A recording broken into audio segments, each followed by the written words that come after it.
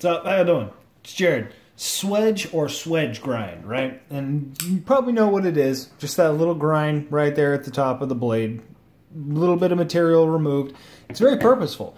It's there to actually create a sharper tip. It aids in aiding in actual penetration, giving you a little bit narrower tip, a little bit pointier tip when you don't actually have to remove as much stock. You don't have to have as much taper to create a pointier tip. And you've got that little bit of reinforcement because you can see that center line right there, that thicker part of steel. It's more steel. It comes all the way out to actually form that tip. And so you've got a very pointy tip, but it's still decently reinforced. And it leads to the material being able to be stretched around whatever knife you're actually using easier. There's less stress on the actual material itself. And then you get into the aesthetic realm, right? And I think this knife here is mostly here for the aesthetic purpose, because you can see, when you can imagine, if I punch this into material, actually push this into any material, it goes to full stock thickness. There is a full bit of stock thickness. You can see that comes all the way up to right there. And so it's already stretching out to the full thickness of this blade before it tapers back down. It is going to aid in a little bit of penetration because you notice that it's actually on that slope. This has got a drop. This is a drop point tanto, modified tanto. And so it's got that stretch. There's going to be that stretch in material. And so when you're going in, penetrating in, that swedge is going to relieve that little bit of stretch. But at the same time, it still is requiring a full opening, a full stretch to the actual stock thickness of the, of the blade itself. So that one's interesting. But then you come down to something like this Paragon Phoenix right here, and it actually comes you can notice that it comes all the way out. It's still got that center ridge line bringing more steel all the way down to the tip, but the swedge comes all the way up and comes all the way down to the spine, right? And it's very sharp. It's almost like a false edge. And what that, well, it is a false edge actually. And what that does is it leads to it sinking through material much better. So I'll bring out my little fancy crepe paper here. And you can see when I actually punch this in, right, just look at the material itself. Look at the actual paper itself. You can see the back here, how there's that little bit of deformation. There's a little bit of ripping to actually stretch in, opposed to something like this Paramilitary 2 right here, right?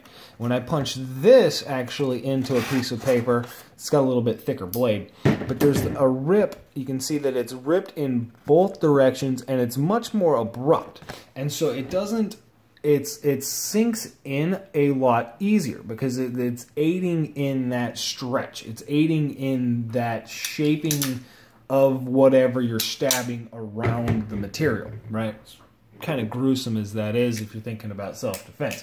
It does come into context with opening packages as well, because it does make it go into material easier, as well as it lightens the blade. It's an ability to remove material. Because you can see this here. Look at how much material has been removed here. You can see the stock thickness, and it comes down to this false edge here, and it's almost no material. And then it goes down halfway to the center line of the knife, and so there's a lot of metal here. There's a lot of material that has been removed here, and that's adding to the balance of this knife. It's adding to the feel and the actual structure of the knife itself. And with a ballet song, that's really important because these handles are made out of aluminum, right?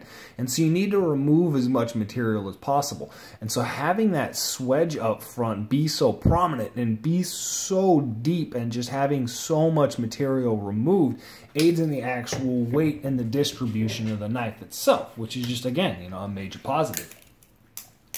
And it comes into the aesthetic as well. I really like swedges. I'm really attracted to them because you can see this one here. What this does is it comes all the way out to meet that tip. And there is no flat grind. There's no flat of this blade past this section here. And so you've got what would act like a full flat grind coming up to this point here, because there's not going to be any resistance in material going around that. It loses the resistance because of that actual taper, but it comes all the way up. So you've got a the thickness of the blade, you can see that it's narrow and then it re-thickens out right next to the tip, because that's where the actual center line, or that's where the actual grind of the knife is at, meeting this point of the spine here, and then it re-tapers down to actually form that tip. And so it leads you to having a decent, again, a decently strong tip. I mean, that's pretty thin. It's still pretty stabby. It's nothing I'm going to dig into anything, but it's not like a needle. And so, but at the same time, you've got a very little amount of resistance actually going into material. It looks really good, and a really good designer, a really nice knife designer. You can see this here. This Swedge doesn't come all the way down to meet that tip, right? On either side here. Well, of course. But what that does is you've got that aiding in penetration, because this tip is still so thin. The stock on this actual blade is so thin, but it's perfectly tapered. You can see that there. The taper of this actually, come on, stay in there with me. The taper of that leads all the way up. It's a perfect taper all the way up the spine of this knife until you get to the actual flattened stock thickness of the knife itself, around that point there when the Swedge actually ends. And so it's perfectly placed. That Swedge is perfectly placed on this blade to leading to have that perfect taper on the spine, but it's still aiding in the penetration because it's got that narrow taper all the way to that tip. But it's not that thin of a tip, because if you'd have brought that Swedge all the way to the tip, you'd have been making that section there just too thin. It would have been like a little needle, and it would have just broken off when you stuck it into anything. And so stopping the Swedge before the tip makes the tip itself be thicker, but it's perfectly placed in that it's just a perfect taper. And so that's just a beautiful blade design. It's just really well done. This is a Mel Pardue design, and he knows what he's doing. I mean, it's just beautifully done. I love the way that that's done. And so you can get really into the artistic aspect of it, you know, what the designer has done with it and why they did what they did. You know, you can just really look at it, and as well, it leads, one of the things that I look at as far as quality, right? Because this knife here, this is a freaking Microtech. This is a $300 knife if you're going to buy it online. It's a Microtech AOD Zombie Tech Edition, right? But look at the Swedge here. The Swedge comes out almost perfectly meeting that tip. Not quite to the tip, but at the same time, I come to this side, and look at this. It's like maybe a 32nd of an inch further up, right? And so what that does is you can see this Swedge ends here, while this Swedge ends all the way up here. That's misground. That's not ground properly. That is a mistake from the factory. This was not ground properly.